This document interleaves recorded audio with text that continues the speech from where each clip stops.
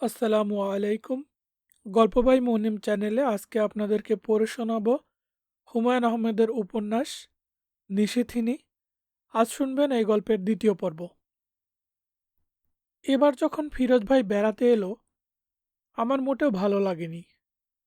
কারণ ভাইয়ার এই বন্ধুকে এখানে নিয়ে আসার পেছনে একটি উদ্দেশ্য ছিল, যা আমার পছন্দ হয়নি। ভাইয়া চাচ্ছিল আমি তার বন্ধুর সঙ্গে গল্প টল্প করি, চাটা বানিয়ে দেই, এবং তা করলেই তার বন্ধু আমাকে পছন্দ করে ফেলবে।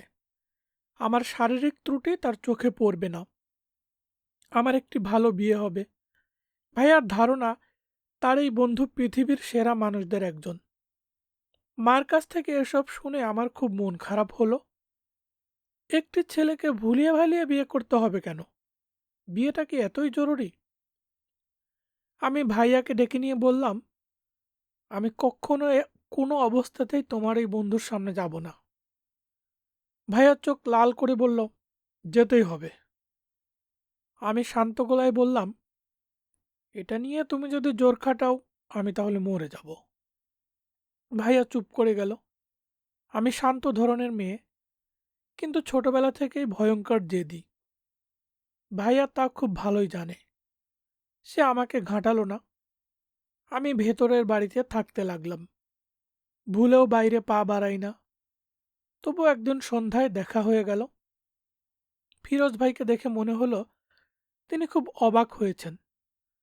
আমি হকচকিয়ে গেছি। নিজেকে সামলে নিয়ে কোনো মতো বললাম, বড় ঘরে গিয়ে বসুন, সেখানে চা দেওয়া হবে। এই বলে আমি চলে যাওয়ার জন্য পা বাড়িয়েছি।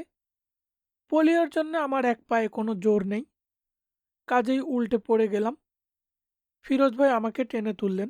এটাই স্বাভাবিক, এতে লজ্জা বা অপমানের কিছু নেই। কিন্তু রেগে গেলাম এবং কঠিন গলায় বললাম, হাত ছাড়ুন। তিনি পাংশুবর্ণ হয়ে গেলেন।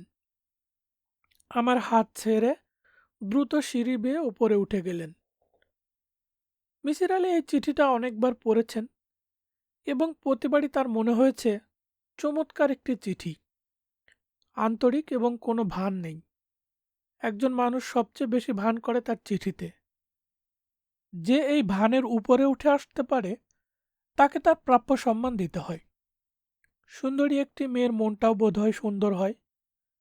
মিসির আলি অন্যমনস্কভাবে খাতার পাতা উল্টাতে লাগলেন। এখনো পানি আসেনি। আজ কি বাড়িওয়ালা তার পানির পাম্পটি খুলবে না? ওদের নিজেদের কি পানির দরকার হয় না? দুপুরে খাওয়া দাওয়ারও একটা ব্যবস্থা করতে হয়। রান্নাবান্না কিছু হয়নি। হানিফা জ্বরে কাতর। কালকের ঘটনায় বেচারি বেশ ভয় পেয়েছে। সকালে ১০০ জ্বর ছিল, এখন ১০২। দুটি প্যারাসিটামল কিছুক্ষণ আগেই খাওয়ানো হয়েছে। জ্বর কমে যাওয়া উচিত, কিন্তু কমছে না। বিকেল নাগাদ না কমলে ডাক্তারের কাছে যেতে হবে। তিনি খাতাপত্র গুছিয়ে উঠলেন। উকি দিলেন হানিফার ঘরে। হানিফার জন্য তিনি একটি ঘর দিয়েছেন। এই ঘরে ছোট্ট একটি খাট আছে, পড়ার চেয়ার টেবিল আছে, একটি আলনা আছে। এই মেয়েটি কোনোদিন কল্পনাও করেনি কোনোদিন এতগুলো জিনিস তার হবে। হানিফা, তোর জ্বর কেমন রে? ভালো। মিসির আলি কপালে হাত দিয়ে চমকে উঠলেন। ভালো কোথায়? অনেকখানি জ্বর তো, মাথায় পানি ঢালতে হবে। হানিফা জ্বর তপ্ত চোখে তাকিয়ে রইল। এই লোকটিকে সে বুঝতে পারছে না। একজন কাজের মেয়ের জন্য কেউ এত দরদ দেখায়, নাকি দেখানো উচিত? হানিফা, জি? জ্বর খুব বেশি, জ্বর নামাতে হবে। পানি তো বোধহয় এক ফোঁটাও নেই। জি না। যাই, বাড়িওয়ালাকে পাম্প ছাড়তে বলি। বলেন। ফিরোজদের বাড়ি থেকে কেউ এসেছিল? জি না। টেলিফোন করে একটা খোঁজ নিতে হয়। কি বলিস হানিফা? জি নেন। হানিফা চোখ বন্ধ করে ফেলল। তার জ্বর বোধহয় বাড়ছে। চোখ চোখ ছোট ছোট হয়ে এসেছে। চোখের সাদা অংশ কেমন ঘোলাটে দেখাচ্ছে। মিসির আলি চিন্তিত মুখে বাড়িওয়ালার উদ্দেশ্যে রওনা হলেন। বাড়িওয়ালা করিম সাহেব বাসাতেই ছিলেন। পানি এখনো ছাড়া হয়নি শুনে তিনি খুব হইচই করতে লাগলেন। বারবার বললেন, এই সামান্য কাজের জন্য আপনি নিজে আসলেন প্রফেসর সাহেব? বড় লজ্জায় ফেললেন আমাকে, ছি ছি ছি। মিসির আলি বললেন, একটা টেলিফোন করা যাবে করিম সাহেব? একটা কেন, 100টা করা যাবে। যখন ইচ্ছা তখন করা যাবে। দরকার হলে আমাকে ট্রাঙ্ক কল করবেন, খুলনা, ময়মনসিংহ, বরিশাল। টেলিফোনের বিল আব্দুল করিমকে কিছু করতে পারবে না, বুঝলেন প্রফেসর সাহেব? ওরে, টেলিফোনটা প্রফেসর সাহেবকে এনে দে, আর দেখ ঠান্ডা পেপসি বা 7 আপ কিছু আছে কিনা। কিছু লাগবে না, আপনি না বললেই হবে নাকি? আপনার একটা ইজ্জত আছে না? 6 মাসে বছরে একবার আসেন। আমি বলতে গেলে রোজই বসে থাকি আপনার ওখানে। আপনি ফ্যানটার নিচে ঠান্ডা হয়ে বসেন তো দেখি। মিসির আলি বসলেন। বাড়িওয়ালা করিম সাহেব মিসির আলিকে একটু বিশেষ রকম স্নেহ করেন। গত 2 বছরে তিনি প্রতিটি ফ্ল্যাটের ভাড়া 3 দফায় বাড়িয়েছেন। শুধু প্রফেসর সাহেবের ভাড়া 1 পয়সাও বাড়েনি। কেন বাড়েনি কে জানে। ফিরোজের মাকে টেলিফোনে পাওয়া গেল। তার কাছ থেকে যে সমস্ত তথ্য জানা গেল সেগুলো হচ্ছে, ফিরোজ ভালো আছে, সুস্থ এবং স্বাভাবিক। তার ঘরে একটি মাইক্রোফোন বসিয়ে ঘরের যাবতীয় শব্দ টেপ করা হয়েছে। টেপগুলো তিনি সন্ধ্যাবেলা পাঠাবেন। ফিরোজের মা চিন্তিত স্বরে বললেন, আপনি অসুস্থ বলেছিলেন কেন? আমরা খুব ভয়ে ভয়ে রাত কাটালাম। আপনার ওখানে সে কি কিছু করেছিল নাকি? না, তেমন কিছু করেনি। একটু উদ্ভ্রান্ত মনে হচ্ছিল। ফিরোজ কি আছে ঘরে? হ্যাঁ আছে। কথা বলবেন? বলবো, দিন ওকে। ফিরোজের গলা শান্ত ও স্বাভাবিক। কেমন আছো ফিরোজ? ভালো। কি করছিলে? কিছু করছিলাম না, একটা উপন্যাস নিয়ে বসেছিলাম। কার উপন্যাস? জন স্টেইনবেক। নাম হচ্ছে গিয়ে আপনার সুইট থার্সডে। স্যার আপনি পড়েছেন এটা? গল্প উপন্যাস আমি পড়ি টরি না। একজন লেখকের বানানো দুঃখ কষ্টের বিবরণ পড়ে কি হয় বলো? এমনিতে আমাদের চারদিকে প্রচুর দুঃখ কষ্ট আছে। স্যার আপনাকে বইটা পড়তেই হবে। আমার পড়া শেষ হলে আপনাকে দিয়ে আসব। আচ্ছা ঠিক আছে। শোনো ফিরোজ, বলুন। কাল রাতে তোমার ঘুম কেমন হয়েছিল? ভালো। কিরকম ভালো? খুব ভালো। এক ঘুমে রাত পার করেছি। কি জন্য জিজ্ঞেস করছেন স্যার? এমনি জানতে চাচ্ছি, কোনো স্পেসিফিক কারণ নেই। তুমি কি কাল রাতে কোনো স্বপ্ন দেখেছ? জি না স্যার। চট করে না বলে দিও না। চট করে না বলে দিও না, চিন্তা করে তারপর বলো। এবারও সময় নিল জবাব দেওয়ার আগে। একটা স্বপ্ন দেখেছি, আর ওটা তো আমি প্রায়ই দেখি। কোনটা? ওই যে ম্যাট্রিক পরীক্ষা দিচ্ছি, তারপর দেখি কোনো প্রশ্নের উত্তর জানি না। এটা ছাড়া আর কোনো স্বপ্ন দেখোনি? জি না। শোনো ফিরোজ, এছাড়াও যদি অন্য কোনো স্বপ্নের কথা মনে পড়ে আমাকে জানিও। জি আচ্ছা। তুমি কি আজ সন্ধ্যার দিকে একবার আসবে? না স্যার, আজ আসবো না। বইটা শেষ করব। প্রেমের উপন্যাস নাকি? ফিরোজ লাজুক স্বরে বলল, হুম। টেপগুলো পরীক্ষা করতে করতে রাত 3টা বেজে গেল। প্রথম 4টি টেপে তেমন কিছু নেই। একবার শুধু কিছুক্ষণের জন্য আহ উহ শব্দ। সেটা স্বপ্ন দেখার জন্যে কিংবা বেকায়দা অবস্থায় শোয়ার জন্যে। তবে শেষ টেপটিতে মিসির আলির জন্য বড় ধরনের বিস্ময় অপেক্ষা করছিল। তিনি বিচিত্র একটি কণ্ঠস্বর শুনলেন। সেখানে তীক্ষ্ণ তীব্র হাই ফ্রিকোয়েন্সি। কথাগুলো এরকম। অপরিচিত কণ্ঠস্বর। হু হু ফিরোজ, ফিরোজ। ফিরোজের কণ্ঠস্বর, না না, ওহ না। অপরিচিত, লোহার রডটা কোথায়? ফিরোজ, জানি না, আমি জানি না। অপরিচিত অস্পষ্টভাবে কিছু বলল, নিঃশ্বাসের শব্দ। ফিরোজ, না, না, না। অপরিচিত, লোহার রড, রড। ফিরোজ, না, না। অপরিচিত অস্পষ্টভাবে কিছু কথা, হাসির শব্দ। মিসির আলি অসংখ্যবার এই অংশটি বাজিয়ে বাজিয়ে শুনলেন, অস্পষ্ট অংশগুলো উদ্ধার করতে পারলেন না। অপরিচিত যে কণ্ঠস্বর শুনেছেন তা ফিরোজেরই কণ্ঠস্বর। এটি তার একটি দ্বিতীয় সত্তা, সেকেন্ড পার্সোনালিটি। ফিরোজকে পুরোপুরি সুস্থ করতে হলে তার দ্বিতীয় সত্তাটিকে ভালোভাবে বুঝতে হবে। হানিফা ছটফট করছে, তার জ্বর কমেনি, এখন 102-এরও কিছু বেশি। মিসির আলি চিন্তিত বোধ করলেন। রাত 10টার দিকে জ্বর অনেক কম ছিল, 99.5। এখন এত বাড়ল কেন? হানিফা জেগে আছে, কিন্তু কোনো রকম সারা শব্দ করছে না। মিসির আলি কোমল গলায় বললেন, খারাপ লাগছে নাকি রে বেটি? না। মাথার যন্ত্রণা আছে? আছে। বেশি? জি। মাথা টিপে দেব? হানিফা লজ্জিত স্বরে বলল, জি না। না কেন? আরাম লাগবে, তার আগে মাথায় পানি ঢেলে জ্বরটা কমাতে হবে। তিনি বাথরুমে ঢুকলেন পানির বালতির খোঁজে। তার নিজের শরীরটাও ভালো যাচ্ছে না, মাথা ভার ভার লাগছে, বমি বমি লাগছে, শুয়ে থাকতে ইচ্ছে হচ্ছে। কিন্তু একটি বাচ্চা মেয়ে জ্বরে ছটফট করবে আর তিনি শুয়ে থাকবেন, এটা হয় না। হানিফার এ বাড়িতে আসার ইতিহাস বিচিত্র। গত বছর জুলাই মাসের দিকে একবার বেশ বড়সড় একটা ঝড় হলো।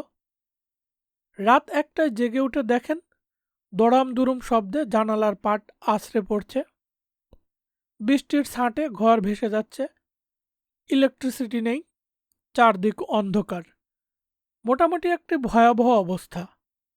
তিনি জানালা বন্ধ করতে গিয়ে দেখলেন 8-9 বছরের একটা বাচ্চা একা একা দেয়াল ঘেঁষে বসে আছে। কে রে তুই? মেয়েটি ভয় পাওয়া স্বরে বলল, আমি। এখানে কি করছিস? ঘুমাইতাছি। জেগে জেগে ঘুমাচ্ছিস নাকি? মেয়েটি জবাব দিল না। বাপমা কোথায়?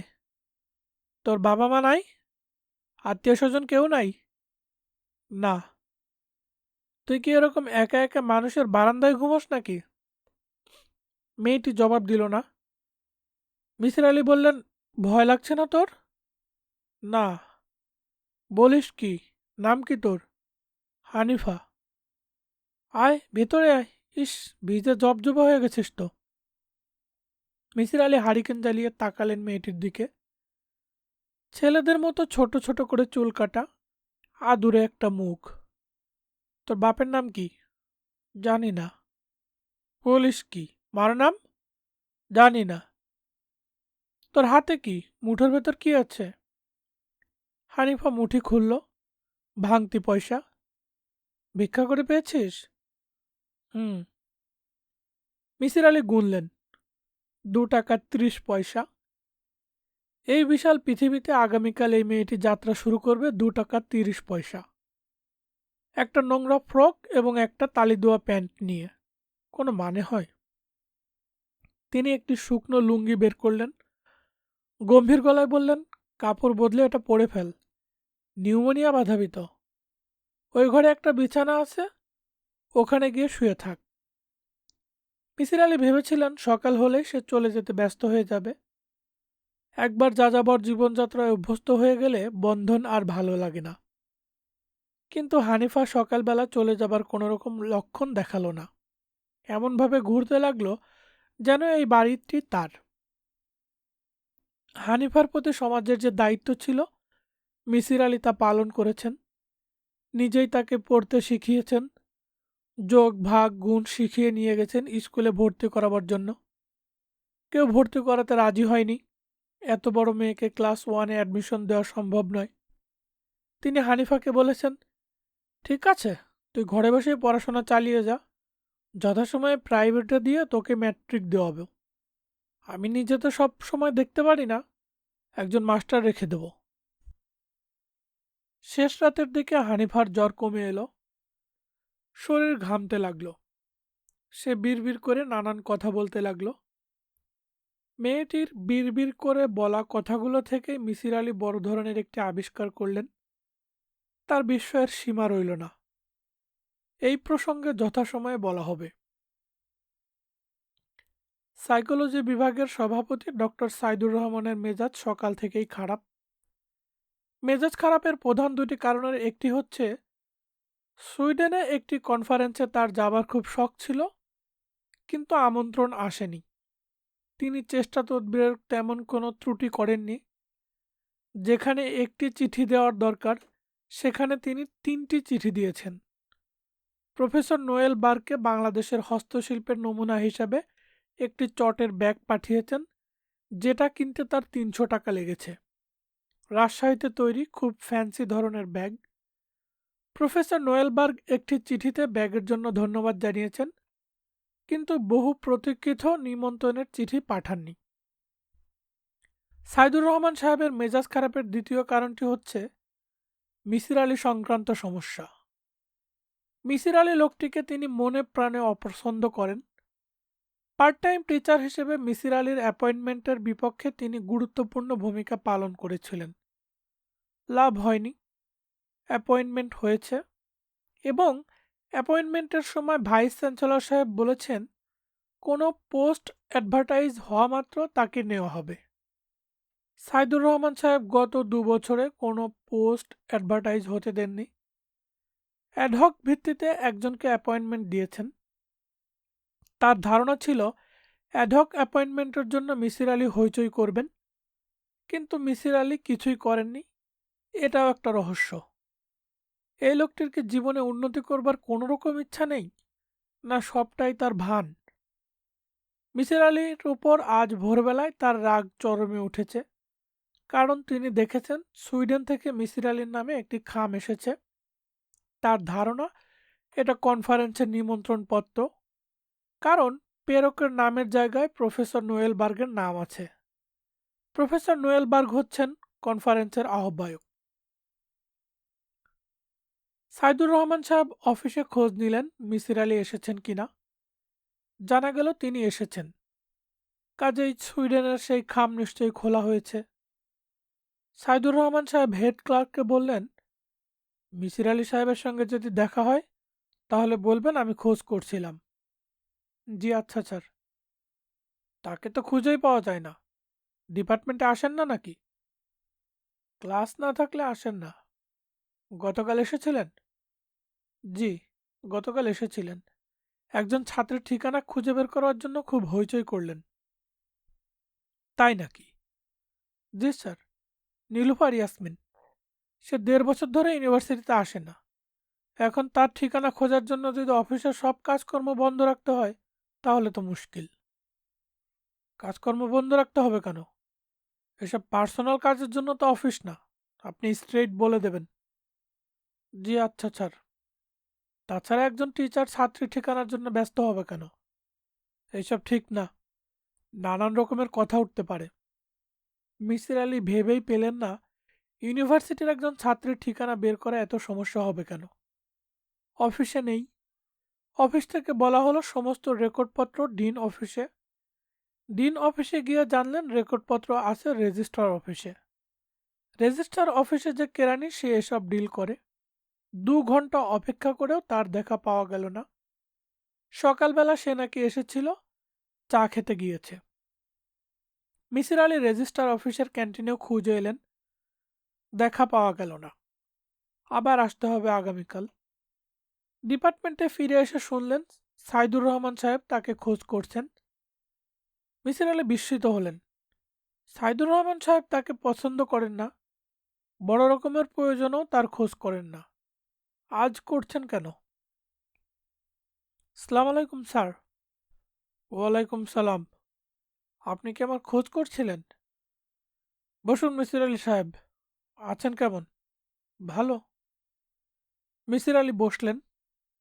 কি জন্য ডেকেছিলেন? তেমন কিছু না। সাইদুর রহমান সাহেব সিগারেট ধরালেন। সুইডেনের চিঠির প্রসঙ্গ তুলবেন কিনা বুঝতে পারলেন না। তুললেও এমনভাবে তুলতে হবে যাতে এই লোক বুঝতে না পারে তিনি এই ব্যাপারে বিশেষ উৎসাহী। মিসির আলি বললেন, স্যার আপনি কি কিছু বলবেন? তেমন ইম্পর্ট্যান্ট কিছু না। সুইডেনের কনফারেন্সের খবর কিছু জানেন? মানে আমার যাবার কথা ছিল। পেপারের অ্যাবস্ট্রাক্ট পাঠিয়েছিলাম প্রফেসর নোয়েলের কাছে। মিসির আলি সহজ গলায় বললেন, আমি ওদের ইনভাইটেশন পেয়েছি, পেপার দেবার জন্য বলেছে। তাই নাকি? সাইদুর রহমান সাহেব নিভে গেলেন। টেনে টেনে বললেন, যাচ্ছেন কবে নাগাদ? এক সপ্তাহের ভেতরেই তো রওনা হওয়া উচিত। আমি যাচ্ছি না স্যার। কেন? আমার কাজের মেয়েটি অসুস্থ। সাইদুর রহমান সাহেব নিজের কানকে বিশ্বাস করতে পারলেন না। কাজের মেয়ে অসুস্থ এই জন্য সে সুইডেন যাবে না? বদ্ধ উন্মাদ নাকি? কাজের মেয়ে অসুস্থ সেই কারণে যাচ্ছেন না? ওটা একটা কারণ, তাছাড়া অন্য একটি কারণ আছে। জানতে পারি? নিশ্চয় পারেন। আমি একজন রোগীর মনোবিশ্লেষণ করছি। এই মুহূর্তে আমার পক্ষে বাইরে যাওয়া সম্ভব নয়। সত্যি বলছেন? মিসির আলি অবাক হয়ে বললেন, মিথ্যা বলবো কেন? আপনি কি আপনার ডিসিশন ওদেরকে জানিয়েছেন? আজই তো মাত্র চিঠি পেলাম। তবুও আপনার উচিত ইমিডিয়েটলি আপনার ডিসিশন ওদের জানানো। হয়তো ওদের কোনো অল্টারনেটিভ ক্যান্ডিডেট আছে। স্যার আপনার কি সেখানে যাবার ইচ্ছা?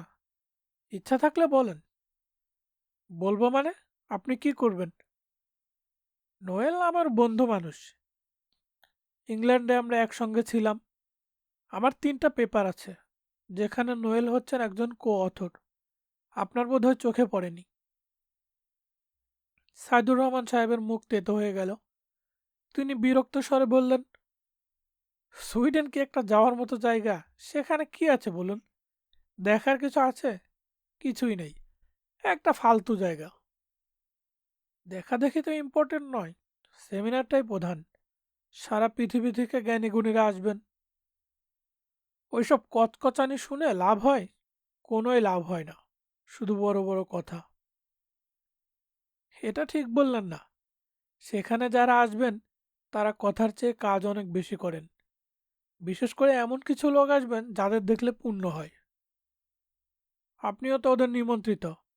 তার মানে বলতে চাচ্ছেন আপনাকে দেখলেও পুণ্য হবে? মিসির আলি একটু হকচকিয়ে গেলেন। পর মুহূর্তেই তিনি নিজেকে সামলে নিয়ে বললেন, তা হবে। আপনি অনেকক্ষণ আমাকে দেখলেন, অনেক পুণ্য করলেন। উঠি স্যার। সাইদুর রহমান সাহেব বহু কষ্টে রাগ সামলালেন। মনে মনে এমন কিছু গালাগালি দিলেন যা তার মতো অবস্থার ব্যক্তিরা কখনো দিতে পারে না। এর মধ্যে একটি গালি ভয়াবহ। বছরখানেক হলো নীলুর বাবা জাহিদ সাহেবের স্বাস্থ্য দ্রুত ভাঙতে শুরু করেছে। এমন কিছু অসুখ তাঁকে ধরেছে যা শুধু কষ্টকর নয়, অত্যন্ত বিরক্তিকর। কিছুই হজম হয় না। পানি মেশানো দুধ, লেবুর রস দিয়ে বার্লি, এক স্লাইস রুটি বা শিং মাছের মশলাবিহীন ঝোল, কিছুই না। ডাক্তার প্রায় সবই দেখানো হয়েছে। ডাক্তাররা বলছেন লিভার কাজ করছে না। ডাক্তারদের শুকনো ধরনের কথাবার্তা, ইতস্তত ভাবভঙ্গি থেকে তার ধারণা হয়েছে অসুখটা জটিল। হয়তোবা লিভার ক্যান্সার ট্যান্সার বাঁধিয়ে বসেছেন। ডাক্তাররা সরাসরি তাকে কিছু বলেন না। তিনিও জিজ্ঞাসা করতে ঠিক সাহস পান না। নীলুর সঙ্গে এই নিয়ে আলাপ করতে ইচ্ছে করে, কিন্তু তার সঙ্গে তেমন কোনো কথাবার্তা বলে না। তিনি কিছু একটা বলতে শুরু করলে মন দিয়ে শোনে, কিন্তু কথার মাঝখানে এমন একটি অপ্রাসঙ্গিক কথা বলে বসে যে তার ধারণা হয় নীলু আসলে কিছু শুনছে না, শুধু তাকিয়েই আছে। নীলুকে ইদানিং তিনি ভয় করেন। যে নীলু তার সঙ্গে থাকে তাকে তার নিজের মেয়ে বলে কখনো মনে হয় না। এ যেন একটি অচেনা মেয়ে যাকে কোনোদিনই ঠিক চেনা যাবে না। অবশ্যই নীলু তার সঙ্গে একেবারেই যে কথাবার্তা বলে না তা নয়, কথাবার্তা বলে। এসে জিজ্ঞেস করে, চা লাগবে বাবা? এই পর্যন্তই। তিনি যদি বলেন লাগবে, তাহলে সে উঠে গিয়ে চা বানিয়ে কাজের ছেলেটির হাতে পাঠিয়ে দেবে। যদি বলেন লাগবে না, তাহলে চুপ করে যাবে, দ্বিতীয় কোনো কথা বলবে না।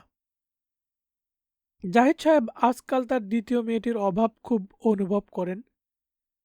সে পাশে থাকলে বাসার অবস্থা হয়তো আরেকটু স্বাভাবিক হতো।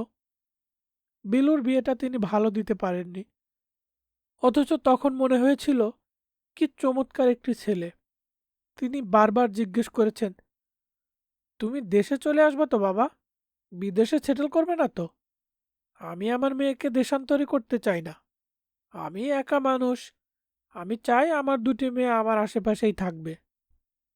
বিলুর বর হাসি মুখে বলেছে, বিদেশে সেটেল করব কেন? কি আছে ওখানে? মানুষ হিসেবে কোনো দাম আছে আমাদের? আমি বছর খানেক থাকবো, কিছু টাকা পয়সা জমিয়ে দেশে ফিরব। মাথা গুঁজবার মতো একটা বাড়ি তো কিনতে হবে। জাহিদ সাহেব ছেলের কথা বিশ্বাস করেছিলেন, কিন্তু এখন জানতে পেরেছেন সে মন টানাতে একটা বাড়ি কিনেছে। যে ছেলে দেশে চলে আসবে সে নিশ্চয়ই বিদেশে বাড়ি কেনে না। তাছাড়া বিলু সুখী হয়নি বলে তার ধারণা। বিলুর চিঠিপত্রে অবশ্য কিছু লেখা থাকে না, কিন্তু চিঠিগুলো প্রাণহীন, যেন লেখার জন্যই লেখা, দায়িত্ব পালনের চিঠি। একজন সুখী মেয়ের চিঠিতে থাকবে আনন্দের ছবি, সে তার বরের কথা ইনিয়ে বিনিয়ে লিখবে, খুঁটিনাটি বিষয় নিয়ে উচ্ছ্বাস থাকবে। সে সব কিছু থাকে না। বাবা হিসেবে তিনি তার দায়িত্ব পালন করতে পারেননি, সৎপাত্রে মেয়েকে বিয়ে দিতে পারেননি। অথচ ছেলেটিকে সত্যি সত্যি তার পছন্দ হয়েছিল। ভদ্র ছেলে, চমৎকার কথাবার্তা, দারুণ শার্প, সেই সঙ্গে রসিক। খাওয়ার টেবিলে একবার সে এক গল্প শুরু করল। এক দিগ্বিজয়ী পণ্ডিতকে এক ভণ্ড তর্কযুদ্ধ আহ্বান করেছে। হাজার হাজার মানুষ জড়ো হয়েছে তর্কযুদ্ধ দেখতে। দিগ্বিজয়ী পণ্ডিত মঞ্চে বসে আছেন। ভণ্ড পণ্ডিত ঢুকলো এবং গম্ভীর হয়ে বলল, ফুন ফুনা ফুন। দিগ্বিজয়ী পণ্ডিত মাথায় হাত দিয়ে বসে পড়লেন। তিনি তার সারা জীবনে ফুনফুনা ফুন বলে কিছু শুনেননি। এর মানে কি তা তার জানা নেই। ভারী মজার গল্প। জাহিদ সাহেব গল্প শুনে হাসতে হাসতে বিষম খেলেন। নীলুর মতো গম্ভীর মেয়েও হেসে ফেলল। এই কি সেই ছেলে? জাহিদ সাহেব আজকাল বেশিরভাগ সময় বারান্দায় বসে এইসব কথা ভেবে ভেবে কাটান। দু তিনটে পত্রিকা তার হাতের কাছে থাকে, সেসব পড়া হয় না। 15 খণ্ড মুক্তিযুদ্ধের দলিল কিনেছেন। শখ ছিল গোড়া থেকে পড়বেন, তা পড়তে পারছেন না, ইচ্ছা করে না। মাঝে মাঝে শুধু অষ্টম খণ্ডে চোখ বুলিয়ে যান। অষ্টম খণ্ড হচ্ছে অত্যাচার ও নির্যাতনের কাহিনী। পড়তে পড়তে তার বুক হু হু করে। আজও তাই করছিলেন। হঠাৎ লক্ষ্য করলেন নীলু তার পাশে দাঁড়িয়ে আছে। নীলু নিঃশব্দে চলাফেরা করে, হঠাৎ উপস্থিত হয়ে চমকে দেয়। জাহিদ সাহেব বললেন, কি খবর মা? কোনো খবর নেই বাবা। কোথাও বেরোচ্ছিস? না। নীলু বসল তার পাশের চেয়ারে।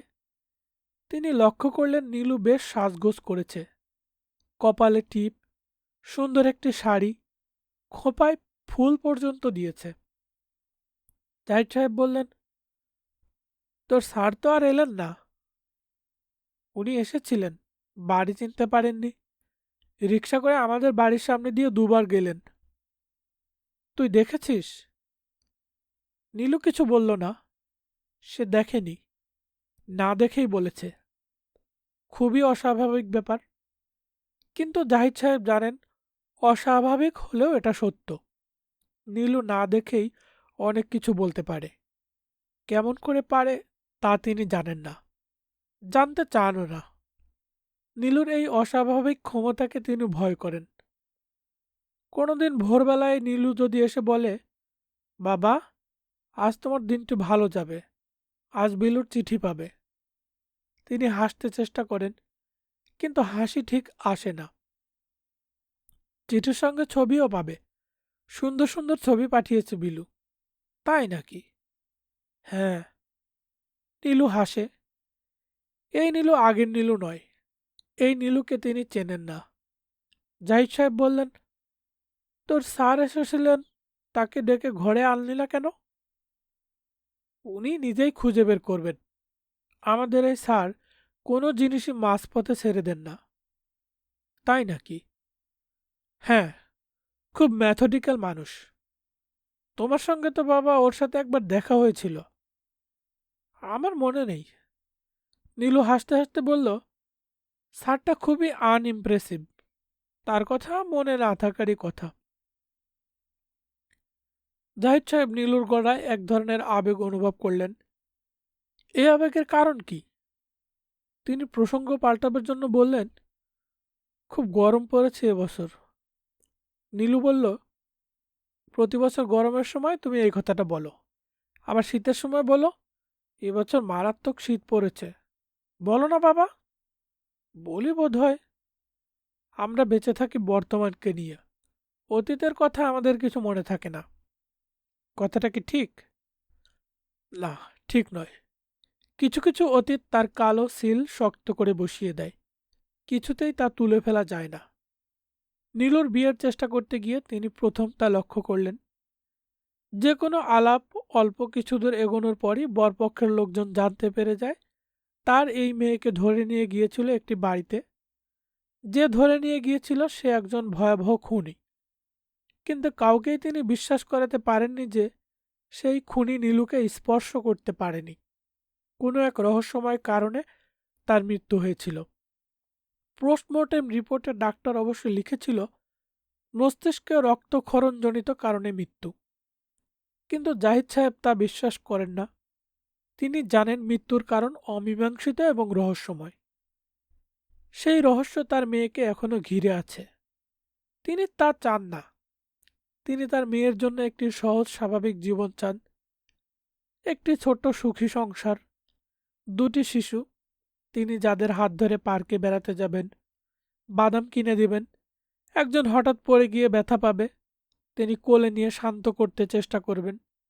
তাই দেখে অন্যজনের হিংসা হবে, তাকেও কোলে নিতে হবে। তখন আর কোল থেকে নামতে চাইবে না। বড় ঝামেলায় পড়ে যাবেন তিনি। তার চিন্তায় বাধা পড়ল।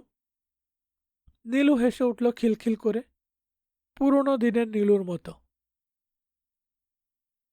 জাহিদ সাহেব অবাক হয়ে বললেন, হাসছিস কেন? তুমি কি অদ্ভুত সব কল্পনা করো বাবা? নীলু হাসতে হাসতে উঠে গেল। জাহিদ সাহেব স্তব্ধ হয়ে বসে রইলেন। এ কোন নীলু? এই ভয়ঙ্কর ক্ষমতার উৎস কি? মিসির আলী হানিফাকে পিজিতে ভর্তি করিয়ে দিলেন। তিনি ভেবেছিলেন মেয়েটি একা একা থাকতে ভয় পাবে, কিন্তু হানিফা ভয় পেল না। থাকতে পারবি তো? হুঁ।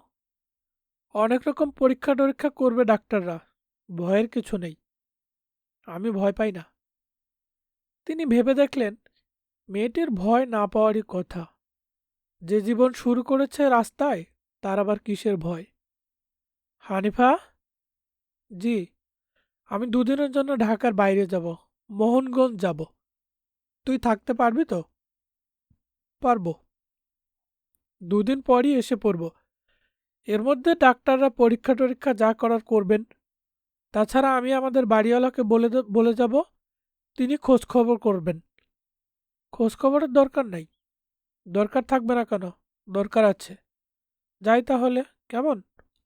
জি আচ্ছা। মিসির আলি বিমর্ষ মুখে মুখে বের হয়ে এলেন। মেয়েটির অসুখ তাকে চিন্তায় ফেলে দিয়েছে। হাসপাতালে ভর্তি করিয়েছেন ডাক্তারের পরামর্শে। ডাক্তারের ধারণা হার্ট সংক্রান্ত কোনো সমস্যা। ইসিজি টিসিজি করাতে হবে।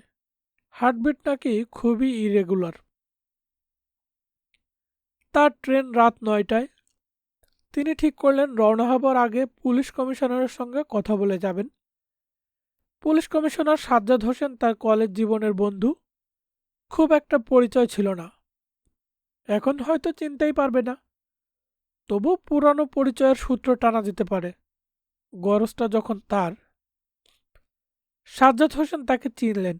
শুধু যে চিনলেন তাই নয়, উচ্ছ্বসিত হয়ে উঠলেন, জড়িয়ে টড়িয়ে ধরে একটা কাণ্ড করলেন।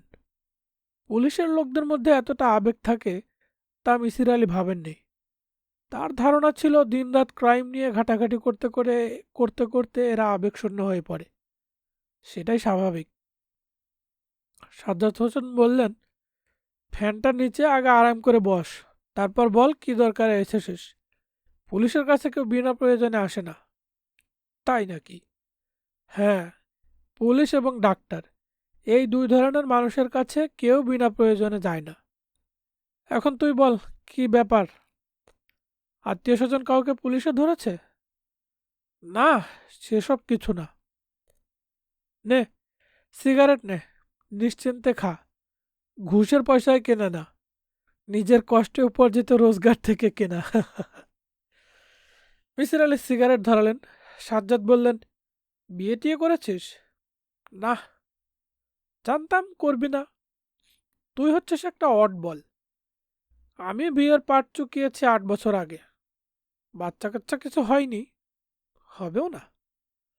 সাজ্জাদ হোসেনের চোখে মুখে ক্ষণিকের জন্য একটা ছায়া পড়ল, কিন্তু তিনি তার নিমেষেই কাটিয়ে উঠলেন। হাসি মুখে বললেন, জেসমিন চৌধুরী। মিসির আলি চিনতে পারলেন না। সাজ্জাদ হোসেন অবাক হয়ে বললেন, সত্যি চিনতে পারছিস না? ও তো টিভিতে অভিনয় করে, মারাত্মক। তাকে কেউ চেনে না এটা তো আমি কল্পনাই করতে পারি না। টিভি নেই আমার বাসায়? বলিস কি, খাট পালঙ্ক তো আছে তো, নাকি মেঝেতে পাটি পেতে ঘুমাস? হা হা হা। এখন বল তোর সমস্যা। আমার একটি কাজের মেয়ে আছে, হানিফা, জিনিসপত্র নিয়ে ভেগে গেছে। না তা না, আমি এই মেয়েটির অতীত ইতিহাস খুঁজে বের করতে চাই। সেটা কিভাবে সম্ভব, তাই জানার জন্য তোর কাছে আসা। পাস্ট হিস্ট্রি জানতে চাস কেন? মেয়েটি জানে না তার বাবা মা কে, আত্মীয় স্বজন কে কোথায় তাও বলতে পারে না। জ্ঞান হবার পর থেকেই সে দেখেছে যে সে ভাসছে। আমি ওর বাবা মাকে ট্রেস করতে চাই। সাজ্জাদ হোসেন গম্ভীর স্বরে বললেন, খামোখা চেষ্টা করছিস, কিছুই ট্রেস করা যাবে না। সম্ভবত জন্ম হয়েছে বেশ্যাপল্লীতে, তারপর হারিয়ে গেছে সেখান থেকে। আমার তা মনে হয় না। কেন মনে হয় না? মিসির আলি তার জবাব না দিয়ে বললেন, আমার মনে হয় মেয়েটির শৈশব কেটেছে বিদেশে। চোখ নীল, ব্লন্ড চুল? না, মেয়েটি বাঙালি, কিন্তু বাবা মা হয়তো বিদেশে ছিলেন। কেন বলছে সেসব? তো লজিক কি? মিসির আলি একটা সিগারেট ধরালেন এবং থেমে থেমে বললেন, হানিফা মেয়েটি গত পরশু রাতে খুব অসুস্থ হয়ে পড়ে। প্রচণ্ড জ্বর। জ্বরের ঘরে সে বিড়বিড় করে বলছিল, it hurts, it hurts. Sajjad Hossain তীক্ষ্ণ চোখে তাকিয়ে রইলেন। মিসির আলি বলে চললেন, আমার মনে হয় খুব ছোটবেলায় মেয়েটি যখন অসুস্থ ছিল তখন সে তার মাকে বলতো, মামি, ইটস হার্টস। পরশু রাতে প্রচণ্ড জ্বরের মুখে অতীতের চাপা পড়া কথাগুলো বের হয়ে এসেছে। অবচেতন মন সেই সময় সক্রিয় হয়ে ওঠে, এ জাতীয় ব্যাপারগুলো ঘটে। সাজ্জাদ হোসেন শুধু বললেন, ভেরি ইন্টারেস্টিং। মিসির আলি বললেন, হারিয়ে যাওয়া ছেলে মেয়েদের সম্পর্কে বাবা মা নিশ্চয়ই থানায় ডায়েরি করান, সেখান থেকে কোনো সাহায্য পাওয়া যাবে না? ধর আমি যদি জানতে চাই 5 থেকে 8 বছর আগে কোনো বাচ্চা নিখোঁজ হয়েছিল কিনা, জানা যাবে কি? না, এত পুরাতন রেকর্ডপত্র কে বের করবে বল? এটা তো ইংল্যান্ড আমেরিকা না যে সব কম্পিউটারে ঢোকানো আছে, বোতাম টিপলেই বেরিয়ে আসবে। পুরনো রেকর্ড রাখার ব্যবস্থা নেই, নতুন রেকর্ডই রাখার জায়গা নেই, আর পুরানো রেকর্ড। একটা মিসিং পার্সন ব্যুরো আছে যেখানে কোনো কাজ হয় না। তাছাড়া সেন্ট্রালি ইনফরমেশন রাখার কোনো ব্যবস্থা আছে বলে আমার মনে হয় না। প্রতিটি থানায়ও আলাদা আলাদাভাবে খোঁজ করতে হবে, সেটা এক বিশাল ব্যাপার। বিশাল হলেও নিশ্চয় অসম্ভব না। কিছুটা অসম্ভবও। তোর পক্ষে কিছু করা সম্ভব না? সাজ্জাদ হোসেন গম্ভীর হয়ে রইলেন। মিসির আলী বললেন, আমি নিজের সমস্ত পত্র পত্রিকায় বিজ্ঞাপন দিতে পারি। সেটা মন্দ না, গুড আইডিয়া। না, আইডিয়াটা খুব গুড নয়। নয় কেন? অন্য এক সময় বলবো কেন নয়। আজ উঠতে হবে। ময়মনসিংহ যাচ্ছি একটা জরুরি কাজে। ফিরে এসে তোর সাথে যোগাযোগ করব। মিসির আলী উঠে পড়লেন। ফিরোজরা ধানমন্ডির যে বাড়িটিতে থাকে তাকে বাড়ি না বলে রাজপ্রাসাদ বলা যেতে পারে। বিশাল একটি দোতলা বাড়ি। বাড়ির চারপাশে জেলের মতো উঁচু পাঁচিল। গেটে বড় বড় করে লেখা, কুকুর হইতে সাবধান। গেটটি 24 ঘন্টাই বন্ধ থাকে। বন্ধ গেট ডিঙিয়ে ভিতরে ঢোকা কষ্টসাধ্য ব্যাপার, কারণ দারোয়ান একজন আছে যে প্রায় কখনোই গেটের কাছে থাকে না, আর থাকলেও ভান করে যে কলিং বেলের শব্দ শুনতে পায়নি। পৃথিবীর প্রায় সব জায়গাতেই বিশাল বাড়িগুলো জনশূন্য হয়ে থাকে। এ বাড়িতেও তাই। 3টি প্রাণী এ বাড়িতে বাস করে, ফিরোজ এবং তার বাবা ও মা। বাড়ির কাজকর্ম দেখাশোনার জন্য 10 জনের একটা বাহিনী আছে, তবে তারা রাতে এ বাড়িতে ঘুমায় না। বাড়ির পেছনেই হোস্টেল ঘরের মতো 4-5টা রুমের একটা টিনের হাফ বিল্ডিং আছে। এরা রাতে সেখানে থাকে। মূল বাড়ির সঙ্গে যোগাযোগের ব্যবস্থা হচ্ছে কলিং বেল। রাতের বেলায় প্রয়োজন হলে কলিং বেল টিপে এদেরকে ডাকা হয়। সে প্রয়োজন সাধারণত হয় না। ফিরোজের অসুখের পর অবস্থা খানিকটা বদলেছে। তার ঘরের সামনের বারান্দায় রহমতের শোয়ার ব্যবস্থা হয়েছে। কাদেরের মাকেও মূল বাড়ির একতলায় থাকতে দেয়া হয়েছে, তবে এ ব্যবস্থা সাময়িক। ফিরোজের বাবা ওসমান সাহেবের বয়স প্রায় 60। ফিরোজ তার 3 নম্বর ছেলে। ফিরোজের আগে 2টি ছেলে যথাক্রমে 9 বছর এবং 11 বছর বয়সে মারা যায়। 2টি মৃত্যুই অস্বাভাবিক। বড় ছেলে মারা যায় পিকনিক করতে গিয়ে। স্কুলের ছেলেরা সব দল বেঁধে গিয়েছিল শালনায়। পিকনিক শেষে সবাই ফিরে এলো, কেউ লক্ষ্যই করল না একটি ছেলে কম। শালনার পুকুরে সে ভেসে উঠেছিল। ওসমান সাহেবের মধ্যম ছেলেটি মারা গেছে রোড অ্যাক্সিডেন্টে। সে রাস্তা পার হবার সময় আচমকা দৌড় দেয়নি বা হঠাৎ কোনো ট্রাকের সামনে পড়েনি। সে হাঁটছিল ফুটপাত ধরেই, কিন্তু সিমেন্টের বস্তা বোঝাই একটি ট্রাক সেই ছুটির দিনের সকালে ফুটপাতে উঠে গিয়েছিল। যে পরিবারের 2টি ছেলে অপঘাতে মারা যায়, সেই পরিবারের বাবা মা সাধারণত ভেঙে পড়েন। এই পরিবারটির ক্ষেত্রে সেরকম কিছু ঘটেনি। ওসমান সাহেব অত্যন্ত শক্ত ধরনের মানুষ। কোনো কারণে বিচলিত হওয়া তার স্বভাবের মধ্যে নেই। তার স্ত্রী ফরিদা স্বামীর এই গুণ কিছু পরিমাণে পেয়েছেন। বড় বড় ঝড়ঝাপটাতে তিনি মোটামুটি স্থির থাকতে পারেন। ফিরোজের ভয়াবহ বিপর্যয়েও তারা স্বামী স্ত্রী স্থির ছিলেন, ধৈর্য হারাননি। ফরিদা একবার শুধু বলেছিলেন, আমাদের ওপর কারো অভিশাপ আছে। আর তাতেই ওসমান সাহেব এমন ভঙ্গিতে তাকিয়েছিলেন যে তিনি দ্বিতীয়বার এ জাতীয় কথা বলেননি। স্বামীকে তিনি বেশ ভয় পান। তার ইচ্ছা ছিল ফিরোজকে চিকিৎসার জন্য বিদেশে নিয়ে যান, তাও সম্ভব হয়নি ওসমান সাহেবের জন্যে। তিনি বারবার জোর দিয়ে বলেছেন, আমি আমার বদ্ধ উন্মাদ ছেলেকে বিদেশে নিয়ে যাব না, কিছুটা সুস্থ হোক তারপর নিয়ে যাব। ফরিদা বলেছিলেন, চিকিৎসা যে করছে সে তো ডাক্তার না, একজন ডাক্তারকে দিয়ে চিকিৎসা করাও। ভদ্রলোক মাস্টার মানুষ, উনি কে চিকিৎসা করবেন? যদি কেউ কিছু করতে পারে উনিই পারবেন, ধৈর্য ধরো। তিনি ধৈর্য ধরলেন। ধৈর্য ধরা বিফলে যায়নি। ফিরোজ এখন সুস্থ। ভয়াবহ একটা স্তর সে পার করেছে। ওসমান সাহেবের ধারণা ফিরোজ এখন পুরোপুরি ভালো, সহজ স্বাভাবিক মানুষ। কিছুদিনের মধ্যে হয়তো পড়াশোনা শুরু করবে। এখন তাকে নিয়ে বাইরে যাওয়া যায়, পাহাড়ের ওপরে কোনো ঠান্ডা জায়গায়। হাতের কাছে আছে নেপাল। প্লেনে যেতে 43 মিনিট লাগে। ওসমান সাহেব ঠিক মনস্থির করতে পারছেন না। এখনো হয়তো ফিরোজকে নিয়ে বাইরে বেরোবার মতো অবস্থা হয়নি। মিসির আলী সেরকমই বলেছেন। মিসির আলীর মতের সঙ্গে তিনি একমত নন। তবু তাকে অগ্রাহ্য করার সাহস হয় না। হয়তো আরও কিছুদিন অপেক্ষা করতে হবে। ততক্ষণে বর্ষা শুরু হবে। তিনি শুনেছেন বর্ষায় নেপাল দর্শনীয় নয়। দিনরাত টিপটিপ করে বৃষ্টি। হোটেলের ঘরেই বন্দি জীবনযাপন করতে হবে। ওসমান সাহেব একটি দীর্ঘ নিঃশ্বাস ফেললেন। তিনি অধৈর্য হয়ে পড়ছেন। এটা একটা নতুন ব্যাপার। তার জীবনে ধৈর্যের অভাব কোনোদিন ছিল না। তিনি সমস্ত জটিলতাকে সহজভাবে গ্রহণ করেন। এখন কি তা পারছেন না? ওসমান সাহেব চরুট ধরিয়ে ক্লান্ত গলায় ডাকলেন, ফরিদা, ফরিদা। ফরিদা পাশের ঘরেই ছিলেন। তিনি ঘরে ঢুকলেন। ফিরোজ কেমন আছে আজ? ভালো। কি করছে? ভেতরের বারান্দার ইজি চেয়ারে বসে আছে।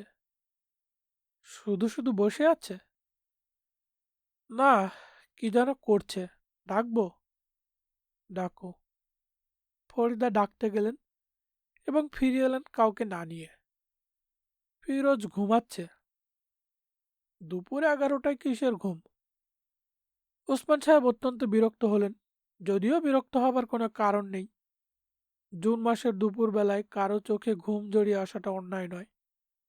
তার নিজেরই ঘুম ঘুম পাচ্ছে। ফরিদা বললেন, তোমার কি হয়েছে? এমন রেগে রেগে কথা বলছো কেন? রেগে রেগে কথা বলছে নাকি?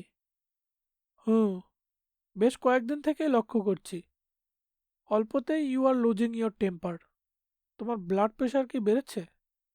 না। চেক করিয়েছ? না। চেক না করিয়ে কিভাবে বলতে পারেনি? আমার তো মনে হয় বেড়েছে। শম্ভুবাবুকে ডাকি? কাউকে ডাকতে হবে না। তুমি তোমার নিজের কাজ করো। আমার আবার কাজ কি যে করব? ওসমান সাহেব বুঝতে পারছেন তার মেজাজ খারাপ হতে শুরু করেছে। অসম্ভব খারাপ। এই মুহূর্তে তার চেক করা উচিত। রাগ সামলাবার কি একটা পদ্ধতি যেন পড়েছিলেন বইয়ে। পায়ের নখের দিকে তাকিয়ে 1 থেকে 20 পর্যন্ত গোনা। কিন্তু তার পায়ে জুতো। তিনি পায়ের নখের দিকে তাকাতে পারছেন না। ফরিদা বললেন, তুমি এরকম করছো কেন? কিরকম করছি? অস্বাভাবিক আচরণ করছো। তাই নাকি? হ্যাঁ তাই। আজ 10টায় তোমার বোর্ড মিটিং ছিল। কোনো কারণ ছাড়াই তা ক্যান্সেল করেছো। এবং বলো, কি বলতে চাও? থেমে গেল কেন? বেশ কিছুদিন থেকেই তুমি তোমার কোনো কাজকর্ম দেখছো না। তাতে কিছুই আটকে নেই ফরিদা। আমি বিশ্রাম করছি। আমি ক্লান্ত। আমার মতো বয়সের একটি মানুষের ক্লান্ত হওয়াটা অস্বাভাবিক কিছু নয়। ফরিদা ওসমান সাহেবের পাশে চেয়ারে বসলেন। চেয়ারের 2 হাতলে নিজের হাত তুলে দিলেন। বসার ভঙ্গি অনেকটা সিংহাসনে বসার মতো। ওসমান সাহেব তার স্ত্রীর এই বসার ভঙ্গিটির সঙ্গে পরিচিত। এভাবে বসা মানেই ফরিদা যুক্তি দিয়ে কিছু বলবে। সে যুক্তিগুলো কিছুতেই ফেলে দেওয়া যাবে না। ওসমান সাহেব বললেন, বলো, তুমি কি বলবে? ফরিদা সহজ কিন্তু দৃঢ় স্বরে বললেন, গত 3-4 দিন ধরে তুমি এরকম একটা আচরণ করছো। আমার মনে হয় ফিরোজের কোনো একটা ব্যাপার তোমাকে এফেক্ট করছে। সেটা কি? কিছুই না। ফিরোজের কোনো ব্যাপার নয়। ফিরোজ এখন সুস্থ। না, সে পুরোপুরি সুস্থ হয়নি। ফরিদার কণ্ঠ তীব্র ও তীক্ষ্ণ। ওসমান সাহেব কিছু বললেন না। তিনি ভালো করেই জানেন গত 3 দিন ধরে ফিরোজ খুবই অসুস্থ। তার ধারণা এই তথ্যটি তিনি একাই জানেন। এখন বুঝতে পারছেন এ ধারণা সত্য নয়। ফরিদাও সেটি জানে। ওসমান সাহেব ক্লান্ত গলায় বললেন, আমার জন্য 1 কাপ চা দিতে বলো। ফরিদা উঠলেন না। তিনি জানেন ওসমান সাহেবের চায়ের পিপাসা হয়নি। আলোচনার মোড় ফেরাবার জন্যই চায়ের প্রসঙ্গটা টেনে আনা। ওসমান সাহেব বললেন, আজ বোধহয় বৃষ্টি হবে। বৃষ্টি খুব দরকার। এ কথাটিও শুধু শুধু বলা। মেঘ বৃষ্টি রোদ নিয়ে ওসমান সাহেবের কখনো মাথা ঘামান না, তার এত সময় নেই। ফরিদা, বলো, ফিরোজের বর্তমান অবস্থাটা তুমি জানো? জানি। কখন জানলে? 4 দিন আগে। আমাকে বলনি কেন? তুমিও তো জানতে, তুমিও তো আমাকে কিছু বলনি। বাড়ির অন্যরা জানে? জানি না, অন্যরা জানে কিনা জিজ্ঞেস করিনি, জিজ্ঞেস করতে ইচ্ছা করেনি। মিসির আলি সাহেব জানেন? তাকে কিছু বলেছ? না, আমি কিছু বলিনি। আমার মনে হয় তাকে ব্যাপারটা জানানো উচিত। উচিত হলে জানাও। আরও আগেই জানানো উচিত ছিল, তাই না ফরিদা? ফরিদা কোনো জবাব না দিয়ে উঠে গেলেন। তার মাথা ধরেছে, তিনি খানিকক্ষণ শুয়ে থাকবেন। রোজ দুপুরবেলায় তার মাথা ধরে, ঘর অন্ধকার করে শুয়ে থাকতে হয়। ওসমান সাহেব বারান্দায় উকি দিলেন। ফিরোজ ইজি চেয়ারে ক্লান্ত ভঙ্গিতে ঘুমাচ্ছে, নিশ্চিন্ত আরামের ঘুম। কে বলবে তার এত বড় সমস্যা আছে? সমস্যাটি ওসমান সাহেব 3 দিন আগে প্রথম লক্ষ্য করেন। রাত 9টার দিকে রোজকার রুটিন মতো তিনি ফিরোজের ঘরে ঢুকলেন। ফিরোজ হাসি মুখে বলল, কি খবর বাবা? কোনো খবর নেই, এলাম খানিকক্ষণ গল্পগুজব করতে। Bed time gossiping. বসো। কি করছিস? কিছু করছি না, পড়ছি। কি পড়ছিস? গল্প উপন্যাস এইসব, সিরিয়াস কিছু নয়। মাঝে মাঝে অবশ্যই গল্প উপন্যাসও বেশ সিরিয়াস হয়। তা হয়, তবে আমি পড়ি হালকা জিনিস।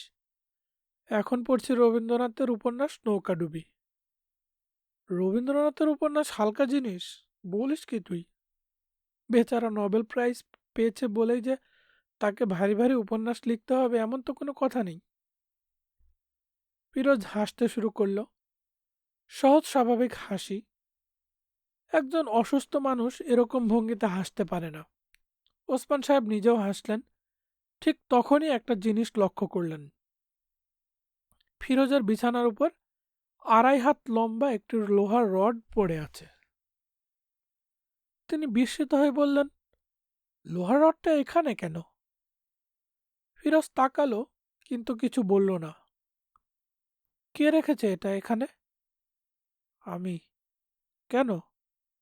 এমনি। এমনি মানে? বিছানার উপর কেউ লোহার রড রাখবে কেন? ব্যাপারটা কি?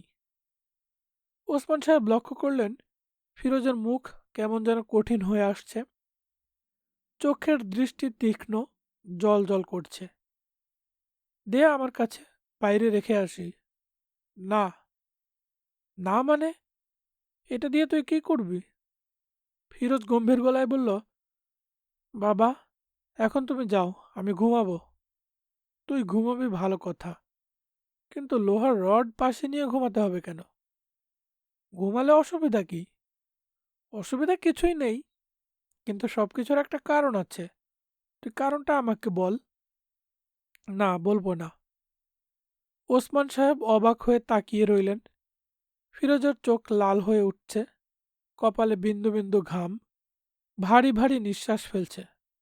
ওসমান সাহেবের মনে হলো, something is wrong, something is very wrong.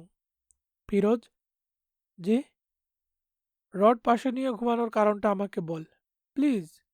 তুই একটি বুদ্ধিমান ছেলে। কারণ নেই এমন কিছু তোর পক্ষে করা সম্ভব নয়। ফিরোজ টেনে টেনে বলল, ও আমাকে রাখতে বলেছে। কে রাখতে বলেছে? ওই লোক। কোন লোক? তার নাম কি? নাম জানি না। লোকটা কে? খালি গায়ের একটা লোক, কালো প্যান্ট পরা, চোখে চশমা, সোনালি ফ্রেমের চশমা। ওসমান সাহেব কিছুই বুঝতে পারলেন না। কার কথা বলছে সে? ফিরোজ বলল, মিসির আলি স্যারকে ওই লোকের কথা আমি বলেছি, উনি চেনেন। I C. সে আমাকে বলেছে লোহার রড সবসময় সঙ্গে রাখতে, যদি না রাখি সে রাগ করবে। এই ব্যাপারগুলো কি তুমি মিসির আলি সাহেবকে বলেছ? জি না। বলনি কেন? ওই লোক আমাকে বলেছে এটা না বলতে। I see. বাবা, তুমি চলে যাও, আমার ঘুম পাচ্ছে। মাত্র 9:30। এখনই ঘুম পাচ্ছে কি? আর একটু বসি, গল্প করি তোর সঙ্গে। গল্প করতে ইচ্ছে করছে না, তুমি এখন যাও। তিনি চলে এলেন, কিন্তু সারা রাত তার ঘুম হলো না। তার মনে হতে লাগলো দরজায় একটা তালা লাগিয়ে রাখা উচিত, যাতে ফিরোজ কিছু বুঝতে না পারে। কিন্তু তালা লাগানোর সাহস তার হলো না। তালা লাগানোর ব্যাপারটা ফিরোজকে আরও এফেক্ট করবে, ভালোর চেয়ে মন্দ হবে বেশি। ওসমান সাহেব ইজি চেয়ারে শুয়ে থাকা ফিরোজের দিকে তাকিয়ে আছেন। কি নিশ্চিন্তেই না সে ঘুমোচ্ছে। কে বলবে সে অসুস্থ? কত সহজ, কত স্বাভাবিক ঘুমাবার ভঙ্গি। কোলের ওপর একটা বই, সুনীল গঙ্গোপাধ্যায়ের স্বপ্ন লজ্জাহীন। উপন্যাসটি কেমন কে জানে। সুনীলের কোনো বই পড়েননি, গল্প উপন্যাস তার পড়া হয়ে ওঠে না। ফিরোজ ঘুমের মধ্যেই নড়ে উঠল। ওসমান সাহেব মৃদুস্বরে ডাকলেন, ফিরোজ। ফিরোজ জবাব দিল না। তার পায়ের কাছে ভারী লোহার রডটি আছে। রডটি মাথা বেশ ধারালো, বারবার সেখানে চোখ আটকে যায়। ওসমান সাহেব অস্বস্তি বোধ করলেন। তার মনে হচ্ছে এই লোহার রডটি ভয়ঙ্কর কোনো কিছুর জন্য অপেক্ষা করছে। মিসির আলির সঙ্গে দেখা হওয়া দরকার। তিনি নাকি ঢাকায় নেই, কোথায় গিয়েছেন কেউ বলতে পারে না, কবে ফিরবেন তাও কারো জানা নেই। এতক্ষণ শুনছিলেন হুমায়ুন আহমেদের উপন্যাস নিশিথিনী। আজকে শুনলেন এই গল্পটির দ্বিতীয় পর্ব। পরবর্তী পর্ব এবং অন্যান্য গল্প শোনার জন্য আমাদের চ্যানেলটিকে সাবস্ক্রাইব করবেন। তাছাড়া গল্প পাঠ কেমন লাগলো সেটি কমেন্ট করে জানাতে ভুলবেন না। ধন্যবাদ।